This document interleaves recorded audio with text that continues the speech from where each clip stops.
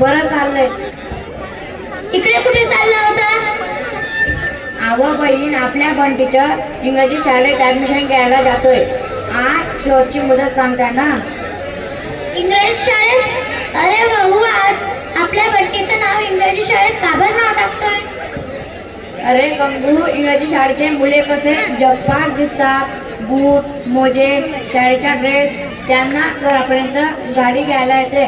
शाळा किती भारी दिसली, तिथे सर्व इंग्रजीतच शिकवतात. अरे भाऊ, आपली मराठी शाळा पण तर भारीच आहे ना. आपल्या मराठी शाळेत पण बूट, मोजे, शाळेचे गणवेश मिळतात. तेही फुकट, 1 रुपया मोजायला लागत नाही. आणि शाळा तर गावातच आहे, मग गाडी कशाला पाहिजे? अरे भाऊ, आपल्या मराठी शाळेत तर मराठीतच शिकवतात, तरी आपल्या मराठी शाळेतले मुलं फाडफाड इंग्रजी बोलतात. जिल्ह्यावर आपल्या पोरांची नावं येतात. जिल्ह्यावर आपल्या पोरांची नावं येतात. आपल्या मराठी शाळेत मराठी, इंग्रजी आणि हिंदी तिन्ही भाषा शिकवतात. मग जे बंटीला येथे गावात राहून फिरताय ते घ्यायला दुसऱ्या गावाला का बरं जायचं?